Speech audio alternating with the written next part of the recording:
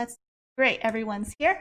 Hello and welcome to It's Elementary, where we write and code interactive stories. Today's guest coder is Laura Stanciu, a high school English teacher in Romania. So we're going all around the world now. And together we will be writing and coding some treasure hunts. So I'm just going to let Laura introduce a little bit about herself and talk about what she teaches. And she's actually used Elementary in her classroom before, and maybe she can share how she used it in her class and how her students kind of reacted to it. And also just her experience in coding as well. So Laura, take it away.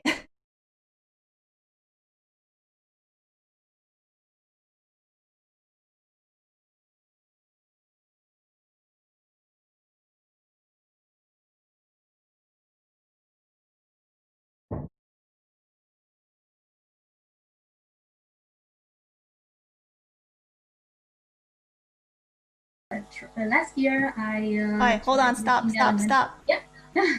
Okay, so we didn't hear you at all because I had you muted because I muted all the kids in my previous session. So you have to start over and introduce yourself again.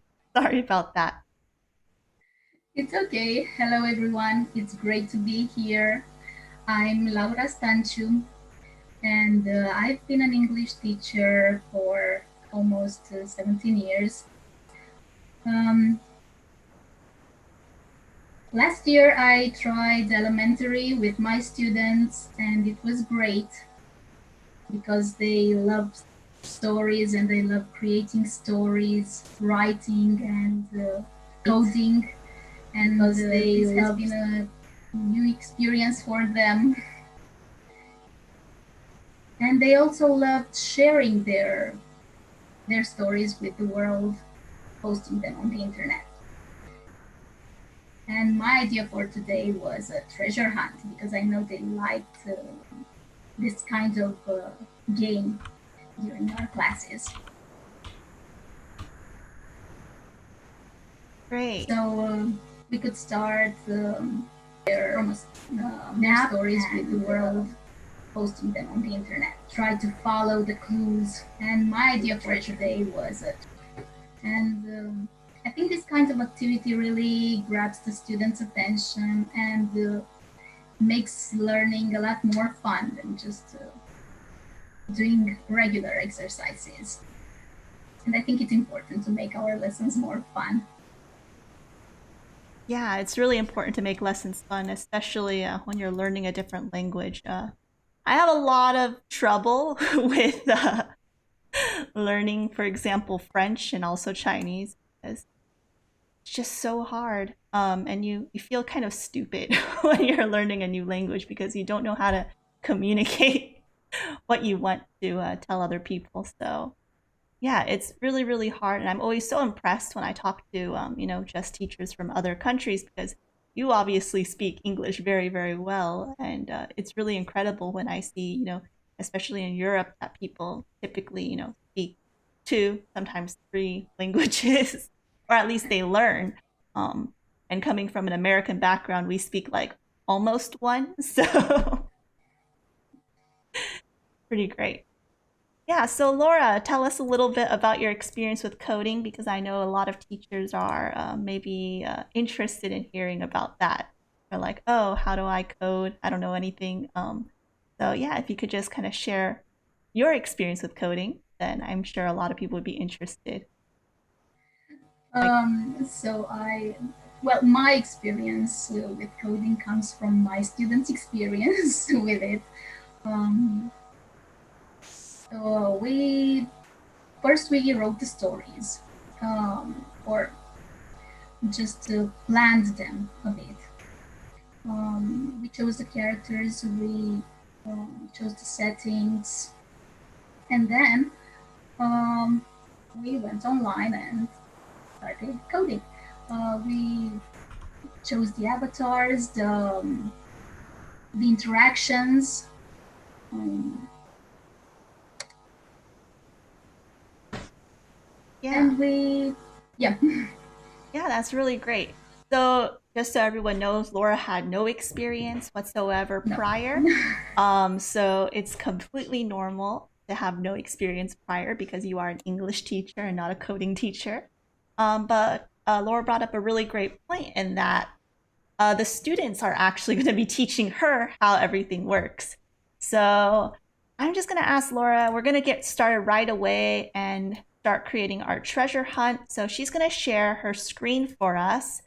And that way, she's going to write everything, code everything. And I'm just here to kind of coach her and help her if she needs any help.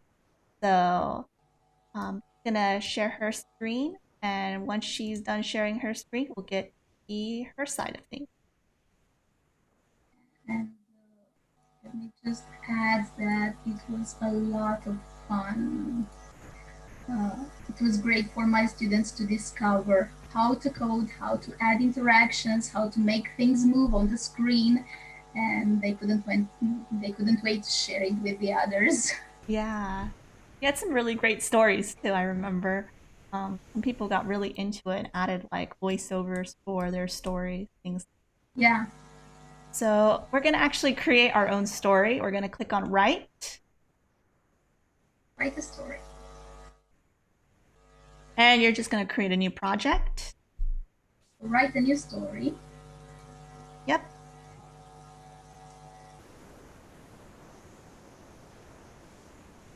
And we have a little dragon here. Okay, so that's the tutorial. You can just exit out of that. We don't really care too much about that right now, so just exit out. Great, so we have a blank page, and here we can start our treasure hunt. My throat's getting a little itchy.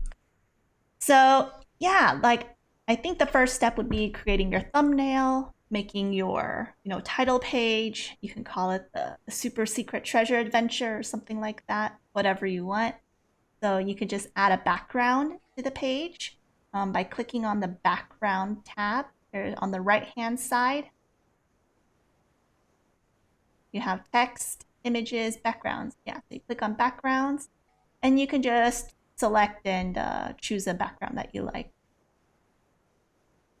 Or you could just choose a color. You can find an island or something. You can also search, maybe if you search like beach or, oh, that one's pretty good, the beach thing. Oh, this one? Yeah. Okay. Yeah, something like that. And then you can add a text. So click on text. And then you can add a speech bubble, or you can add just the title.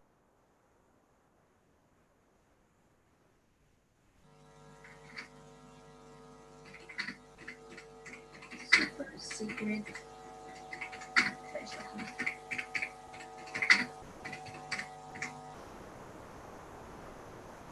Great.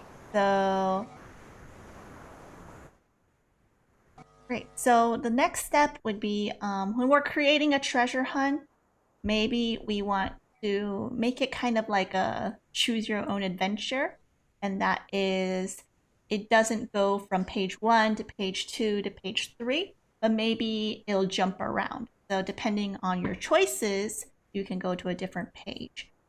So in order to do that, we just need to add a button, and we're going to use this button to direct the reader to a different page. You don't have to use a button all the time. You can just use an image, and when you click on the image, it'll direct to a new page. I think for right now, let's just try it with the button. So in order to add a button to the page, you go to the widgets tab. So you see like, yep, right there, widgets. You click on button.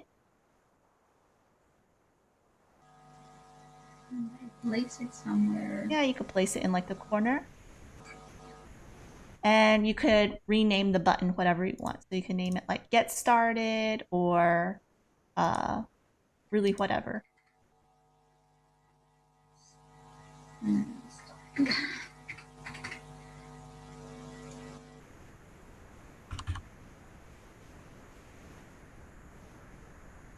Okay, so once you're done with having your button, we're going to now code our button to do something. So in our case, we want to click on the button and then direct the reader to a new page.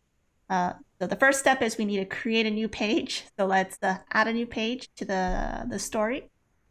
Yeah, so you can do two things. You can either click on the plus page sign like you did, or if you look at the drop down, yep, you have a couple different choices of what you want for your drop down, for example. So there you can, choose, to have a little bit of body text, things like that. And this is really just so that it makes it easier to read, because oftentimes when you have, kids and they're writing stuff, they write on like pink on top of pink. This is more when you're dealing with younger kids, but it just makes it easier to read. So yeah, you have this available. So let's just. So now we have 3 pages. Maybe you can add a background to each of those 3 pages so we kind of have an idea of what each page is. You can also search and you can like look for like a forest or a beach, things like that. So someone's asking, what is the name of the program? So this is Elementari, and I put the link to the website also in the chat. Oh, that's a really cute one. Okay, so we have our backgrounds.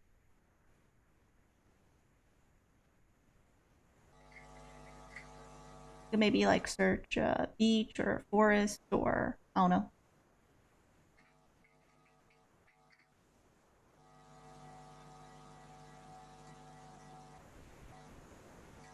Okay, great.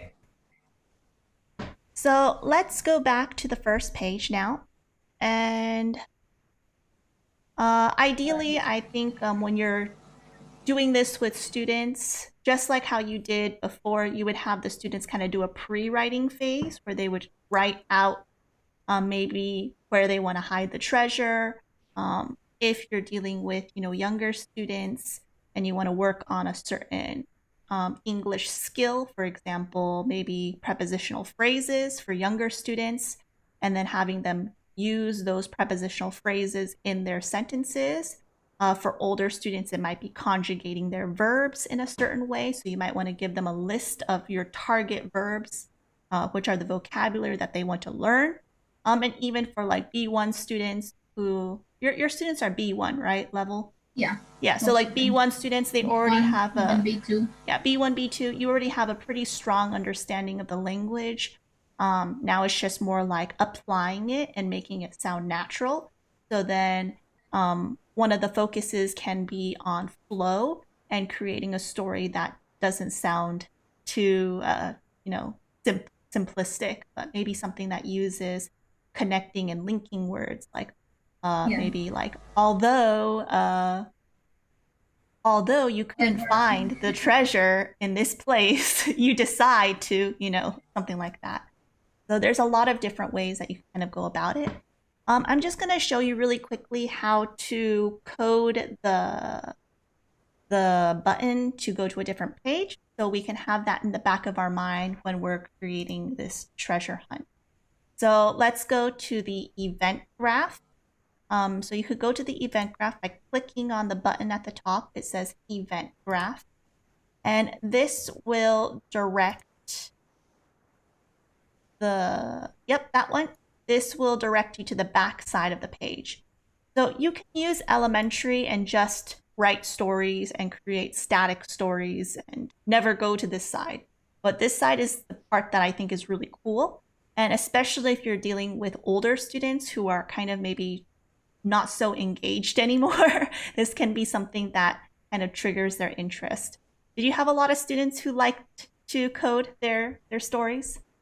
Or were they more focused on figuring out the images? Or you had a mix? I guess there was a mix. So first they liked writing the story and choosing the avatars, the characters. And then once they started coding, it really captured their attention, and they had a lot of fun doing it. And they liked showing the others how to do certain things, how to move the images, how to make speech bubbles appear, and they like giving their voices to the characters. Great. We had some interesting lessons. So basically, you were like, "Go kids, go! Show each other." Yeah. Yeah, sometimes I get a lot of teachers who are like, "Oh, but I don't know how to code. I don't know how to do any of this." I'm like, "You don't need to know." The kids will kind of figure it out and then teach each other, and that's the best way to learn. So let's go through and let's actually code it. So I'm pretty sure you've actually never really coded it, so we're gonna go through it together now. I confess. You confess all you did was like, go ask your neighbor. He knows.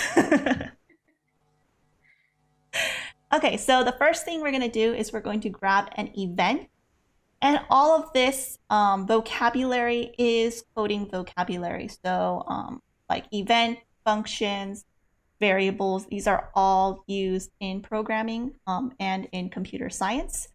So events tell you when you're about to do something. So when are we going to do it? We're going to, do whatever we're going to do when we click on the button. So let's get the click event on click. Yep, it's that one. Great. And next we need a function. So go to the function tab, and functions are always green, and they're basically our actions. They tell us what we're going to do. So maybe you want to play a text effect. Maybe you want to fade. Maybe you want to play a recorded voiceover. There's quite a lot. You're going to scroll down, and then you're going to pick the one that says go to page.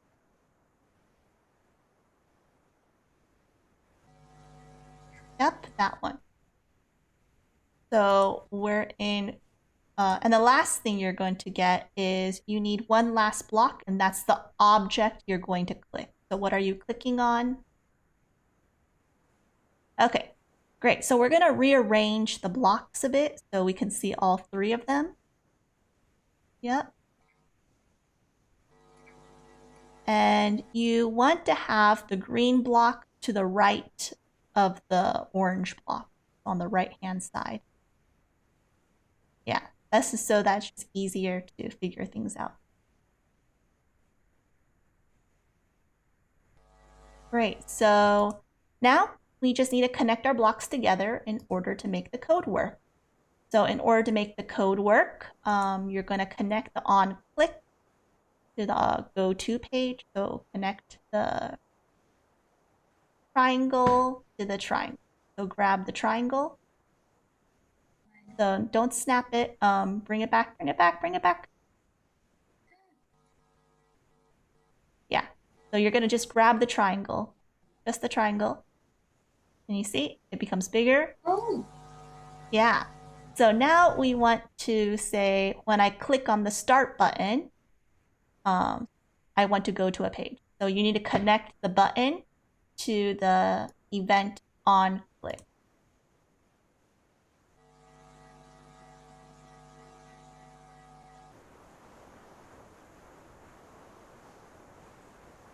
You know how to do that? Get the purple circle, grab the purple circle.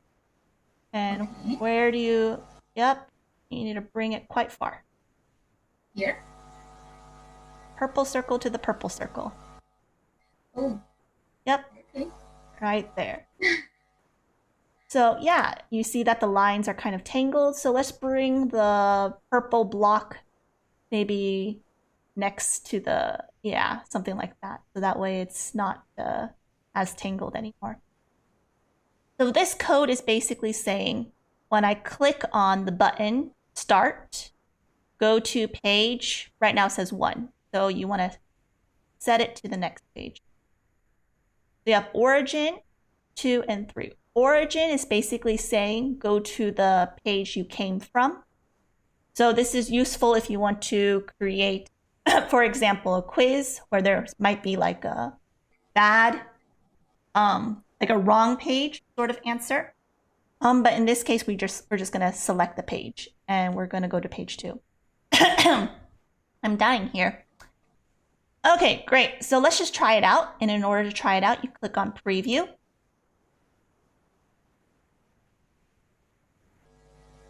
Preview. Okay.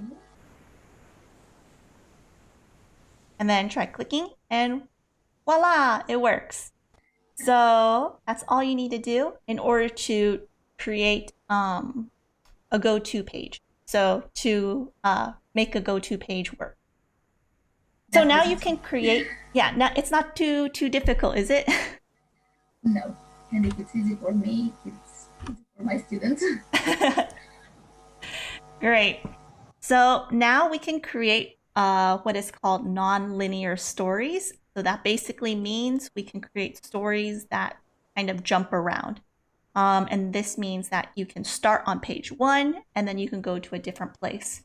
So for example, I'm going to go to page 2. Let's go to page 2 and let's just see how maybe we can do this. So let's click on page 2 and we're going to add some text and go back to the layout side. Yep, here. And we have a nice picture, and let's now add like our introduction, let's say. So in order to do that, let's get a text box. Maybe not a speech bubble, but maybe a text. Like scroll up. Yeah, maybe like the add a subtitle. Yeah, something like that. So you can delete by clicking on the trash can or clicking on the backspace on your keyboard. Both work. Great. And here you can, have your students write their introduction. So for example, it could be something like, you're stuck on a deserted island. There's no water. It could be anything that you want. And basically, it's just going to be your introduction, and you're going to be focusing on having your students spell correctly, use details, exactly the proper capitalization, punctuation, all that. And then what might happen is you might want to ask something like, where do you want to go? Right? So you're on an island, you're trying to find the treasure. The next step is, which direction are you going to go? Right? And once you have what direction you want to go, so you'll ask like, oh, where do you want to go? And then you'll have your buttons, or you might have images that will direct the reader to a different place. Does that kind of make sense? Yeah. Yeah, that was a lot of words and didn't really make sense to me, but Yeah, I got it. I think I could tell them that the next clue to the treasure might be behind the lighthouse. So maybe if they press the lighthouse, it takes them to the next page. Yeah. Am I right? Yeah, you can do something like that. So if you want to do that, so like let's say I want to investigate the lighthouse. The lighthouse, in order to be able to click on it, you want to create a mask. So let's just try to figure out how to create a mask. You go into your shapes. So click on the shape. Click on, I don't know, the square or something. Yeah. So a mask is basically just going to, you're just going to cover it. Yep. You got it. You're a pro at this. So obviously you don't want it to be green because this is really ugly. You want it to be invisible. So in order to make it invisible, you can click on the little teardrop like button. I don't really know what it is. It's in the toolbars. Yep. Yeah. So here you can change the opacity and you can bring it all the way to 0 or 0.1 or whatever, something like that. Yep. Great. now the next step is we want to make this lighthouse clickable. Or to be very specific, you want to make the rectangle that you made clickable. So what you do is you go to the event graph again. So once again, this is where you code. Yep. And then you add the event, which is on click. And then you add maybe your function. Let's see if you can figure out which function you need.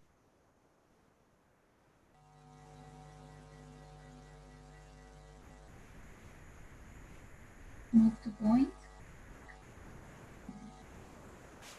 So what do we want to do? Go to page. Okay, so you're going to get go to page. Yep. And then we need one last thing, which is the object that we're clicking. Yep, and it's the invisible square. So then you can just connect your blocks together.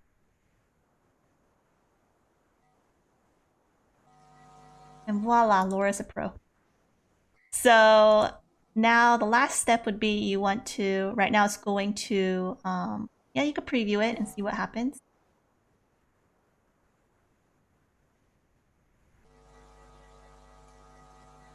And it goes to page 1.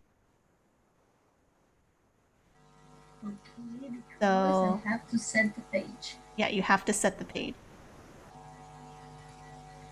Great.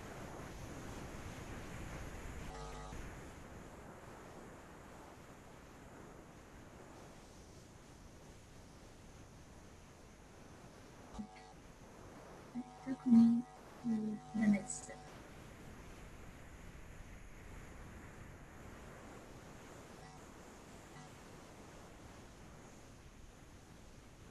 Okay, so let's go back to layout, and I'm just going to give you some other ideas that you can use with your students. Obviously, for the introduction, you can have them type it all out. Another thing you can do is have them narrate their introduction. So, for example, if maybe you want them to write even more and you don't really want to type everything out because it looks really ugly, for example, then you can have them narrate their introduction, record their voiceover, and practice their speaking skills. So let's try doing that. And in order to record a voiceover, you'll need to go to the Sounds tab. Yep, right there. And you click on Record Voiceover, the big orange button. Yep. And then you're going to give them microphone access. And then you click on the gray button. Record my voice.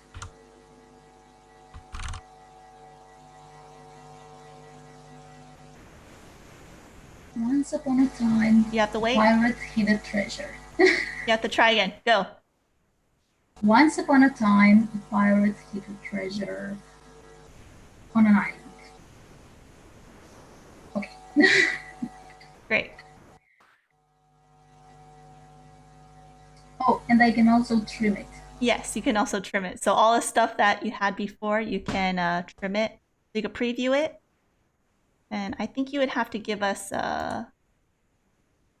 some, maybe the, do you give us access to your sound? I'm not sure. Yeah, I don't hear anything on my side. Yeah, no. Do you know how to give access to your sound? No, I'm not sure. So usually I think you go to the share and then, oh, it's okay. We'll just pretend we hear things. Yeah. So then, yeah, you can trim it. So there's the trim button and you can Erase this part. Yeah, erase that part, and then you want to press save in order to save it. Yep, and then you have your sound, and then you need to add a name to it.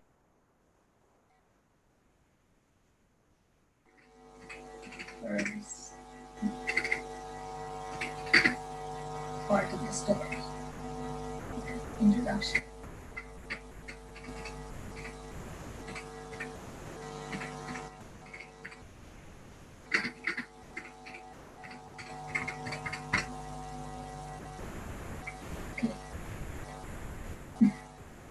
Okay, great.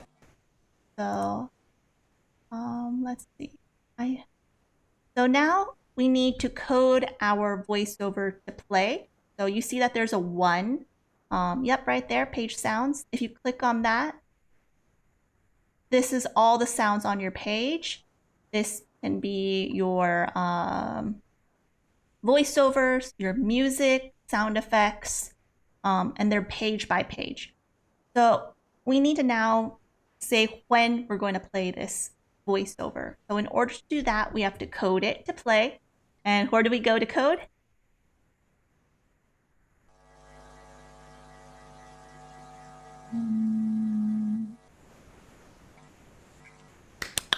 So we need to go to the event graph. Great.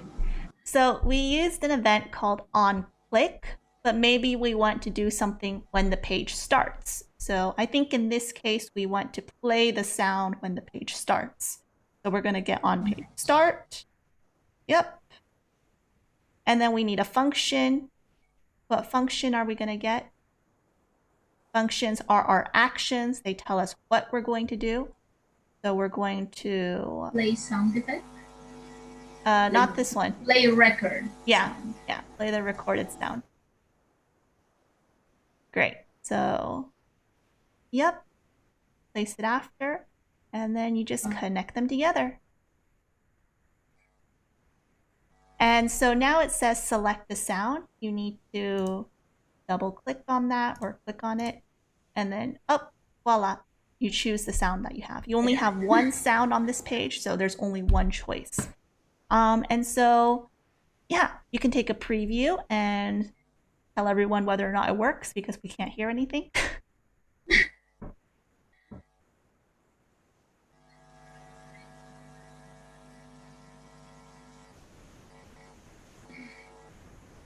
Do you hear things? Yeah. Okay, great. Okay, so exit out. And I'm just going to do one last thing because I really like it because it makes, I think, stories look good. We're going to add a text effect. So we're going to make the text kind of fade in when the sound is playing. So that way it gives a, a storybook game sort of feeling.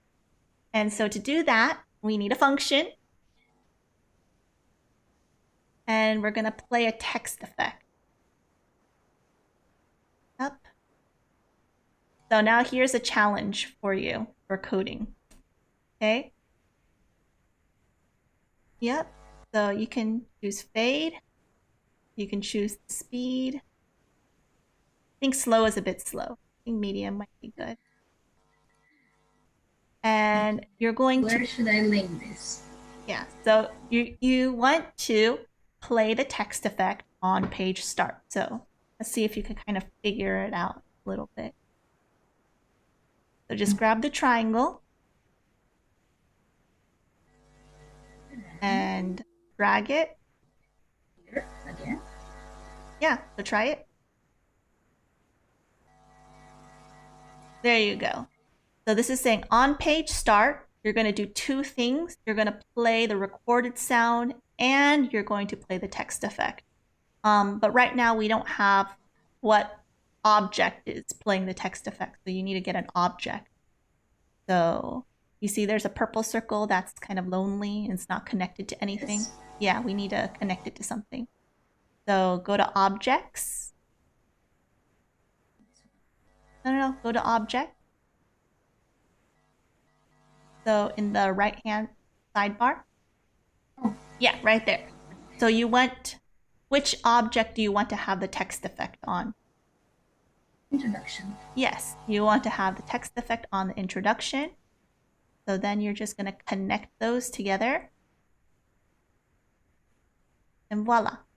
So what you did in computer science is you just coded 2 functions in parallel. That's the technical term. Wow. So you just did something pretty advanced. So let's preview it and see what happens.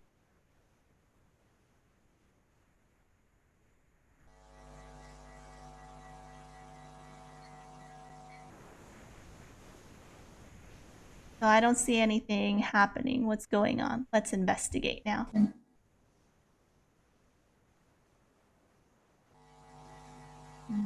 Yeah, so try from here, go to the next page.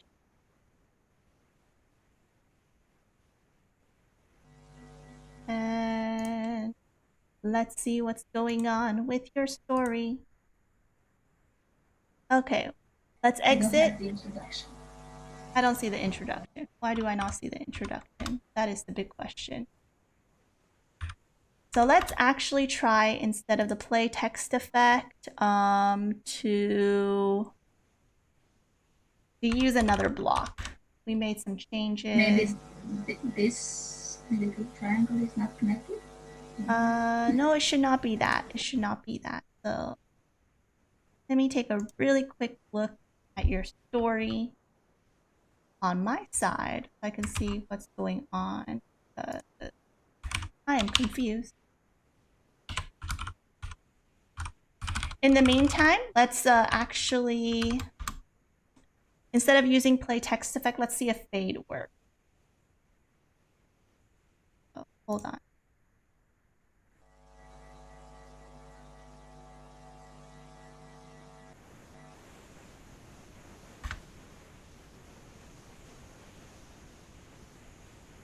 So let's take a look.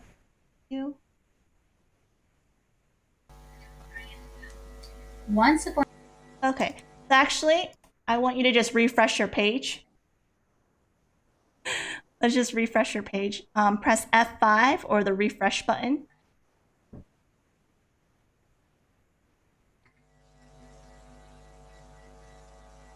Yep. And let's go back to the second page and let's try it again. Press preview.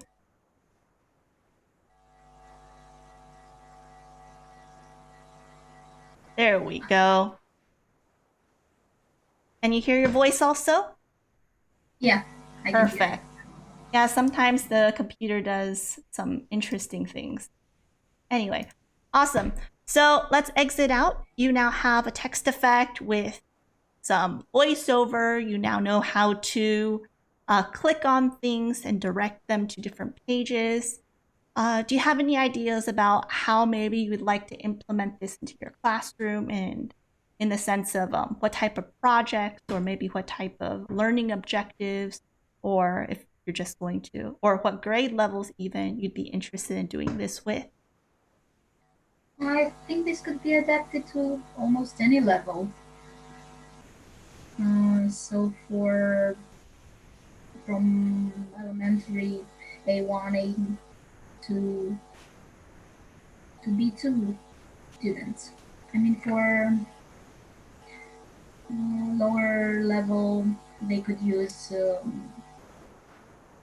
prepositions, for example. They could have different words to click on, maybe to check different topics, vocabulary related to different topics. And for more advanced students, more advanced grammar, checking tenses, the use of tenses,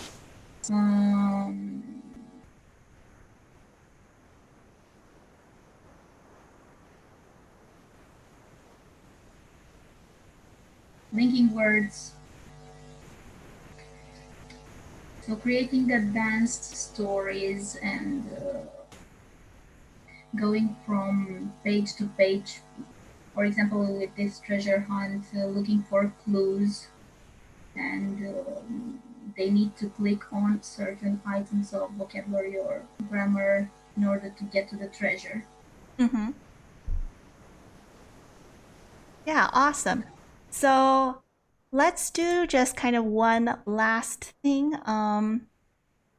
And I don't know if you have any ideas of what you want to do, and I can maybe help you. Like maybe you want to, I don't know, add a background music, or maybe you want to drag something over something else and then have something else happen. There's a lot of different kind of clues or interactions that you can do that kind of just makes things more fun. Do you have a preference of what you want to try out? Not really, no. Okay. So let's go to page 3 because we haven't really done anything on here yet. And maybe let's have some character appear to add some characters to the story. So let's go to images and let's add some characters. So there's quite a lot. You can sort by the type. So at the top you have category, and you can sort if you want a human-like character, or if you want an animal that appears, or a creature, something like that. So you could just pick a character that you like and add him or her to the page. So you have like these anime characters. Those have different expressions, and those are pretty popular for the older students because you could really make like adventure games because you have their expression. It looks like she's hurt, she's happy, she's sad, she's angry, something like that. Okay, we have a character. Let's give her a speech bubble.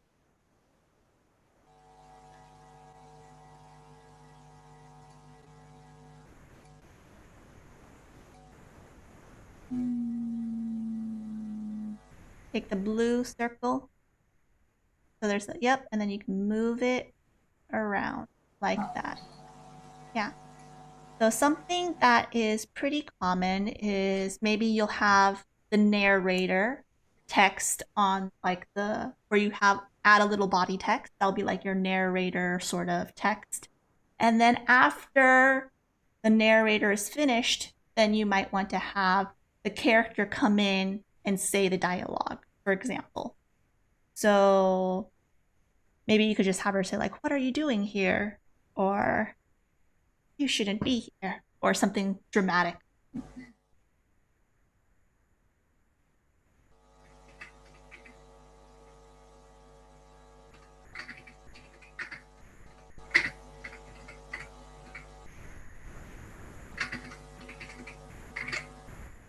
All right, great.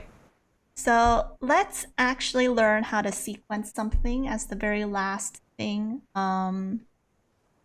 And what we're going to do is we're going to fade the girl in and then fade the speech bubble in. So a sequence is basically saying, I'm going to do this first, and then I'm going to do the second step next. Okay. So in order to code that, let's go to the event graph side. And this is also really good when you want to just have students understand the difference between a narrator and dialogue and have them practice having their own voiceovers or grabbing their friend to come in and be a voiceover for their character. So let's do like on page start, or maybe, yeah, let's do on page start. So on page start. And let's fade in the girl and then fade in the text box afterwards. Yep, so you need fade and you need one more of those.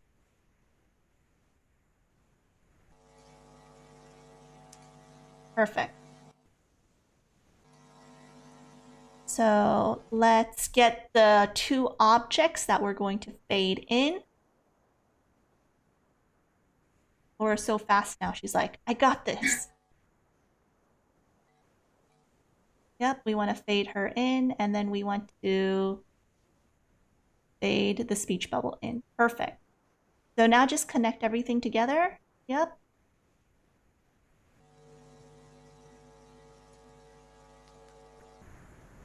So what you did is, let's actually try it. So let's try that.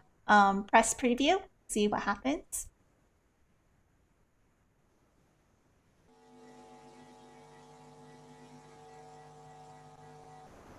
So it fades in together. So this can be what you want. What I was thinking more of is one after Oh, another. I see. So So get rid of the connection from the second fade block. this one. Yeah, select it, the line, not the triangle, the line itself. You're clicking on the triangle, click on the line. Yeah, and then delete it. Delete the line. Perfect. And now remember you asked what about the triangle on the right side of the, Yeah. yeah. So you're gonna take the right side of the first block, the first fade block, yep. And you're gonna connect it to, yep, right down below. No, no, no, that one's not big. Yep, that one's big. Great. So what I want you to just look at is you should think of the triangles as your flow, like your flow chart, what's happening. So first I'm on page start, then I go and fade in the girl, and then I go and fade in the speech bubble. So you just follow the white triangles, kind of like an arrow. And let's take a look at that, and you can hit preview.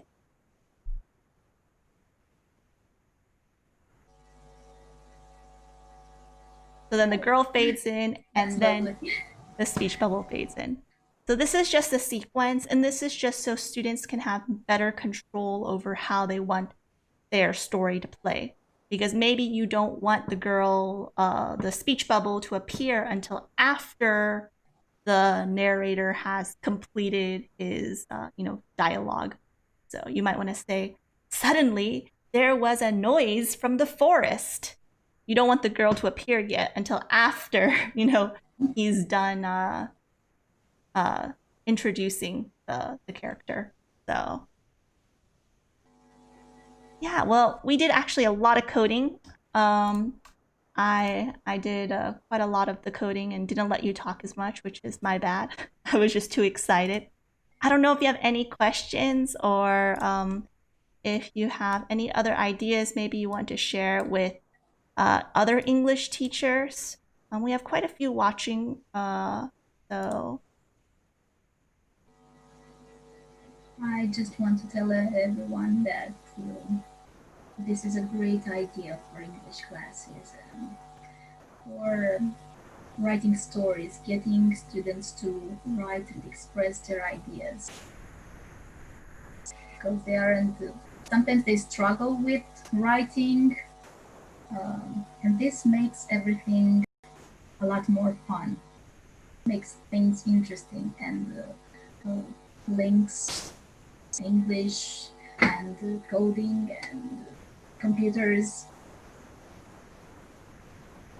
and these stories really bring everything together. great. So Make learning a lot more fun for them. yeah, I hope so. So I don't know if anybody in the chat has any questions, and I can answer any questions, or if you have any questions for Laura. Laura, once again, is an English teacher from Romania, high school English. She teaches mostly B1, but as an English teacher, she teaches everyone. So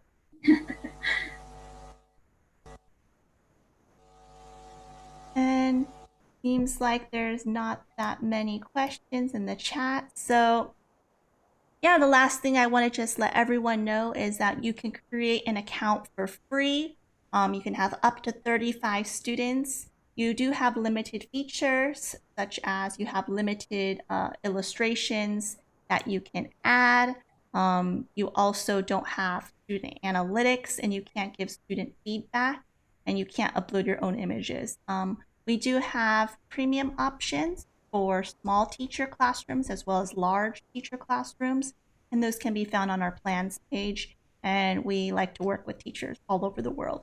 And if you're interested in being a guest on It's Elementary to learn how to use a lesson plan, to learn how to integrate elementary into your classroom, you can contact me pretty much anywhere. So Facebook, Twitter, Elementary's website, it kind of all goes to me. So yeah, thank you so much for joining us. I don't know if Oh yeah, Laura, since the last time you used it, we actually added uploading your own images, so you can use it to do a lot more like vocabulary centric stories, or using it for teaching purposes as well. I just want to share with you, there was one story that was written on Elementary that I thought was pretty cool. So let me just let you take a look at that. And I'm going to share my screen with you so you can see. Okay, great. So I'm on Elementary. In my stories, browser seems to get cut off a bit. So there was one on A and Anne. In this lesson, we are learning to use a, an, and the before nouns correctly. So as you can hear, she actually recorded her own instruction. Down here! And you can click on the character. When he glows, that means you can click or interact with the character. We already know when we should use a and an before nouns. But do you also know that we use a and an when we talk about people, things, or animals for the first time? Let me show you an example. Let's go outside. So, if I am talking about the bird in this example for the first time, I will say, a bird joins me on the branch. But what happens when I continue to talk about the bird? When I continue to talk about the bird, I use the before the noun. That means I will say, the bird looks at me hungrily. Who is the bird that looks at me hungrily? Yes, it's the bird who joins me on the branch. Yikes! I think I better go. So yeah, that gives you an idea of what other teachers have created on Elementary. And I just think it's super cute that people have done things like that. So thank you so much, Laura, for joining me. I know Laura was pretty shy about all this, and she was great. And Thank you for the opportunity to use Elementary. My students loved it, and I loved it. yeah, I always like to tell teachers, when your students are creating things, it's just less work for you. Like, That's right. like when you're teaching, it's so exhausting to like always lecture, and they don't even like it anyway. So it's much better to have them create their own personal project that they can actually feel like accomplished something and did something. And obviously, the best thing is they can then share it. So stories on Elementary now, you can actually add comments to. So in your classroom, your students, once they're done publishing their stories, they can comment on each other's stories. And this can just be a really, I think, good way to build classroom bonds, especially if you are remote learning or distance learning, things like that. I'm not really sure what your situation is, and you're not really sure yet either, but hopefully something that will work out for everyone. But that is what we're just hoping to create as many tools as possible to help, make learning more fun and a little bit more social. So yeah, we also, at the last part, I forgot to tell everyone, is that I am holding on Mondays and Wednesdays weekly coding classes, or writing and coding classes for kids. So they are in English, and they're aimed towards East Coast, so the US East Coast time periods. On Monday, it's at 10 a.m. Eastern Time, and on Wednesdays, it's at 3 p.m. Eastern Time. And you can find more information about how to register and do things like that on Elementary's homepage. We have a /clubs section, and we also have the information on our social media as well. Generally, we have grades 3 to 5 for our Storytelling Coders Club, and then for grades 5 and up, we have the Narrative Game Design Club. So that's available if anyone is interested in it. And yeah, thank you so much for joining me, and we are going Thank to you for sign inviting me. out. Well, thank you, everyone. Bye bye.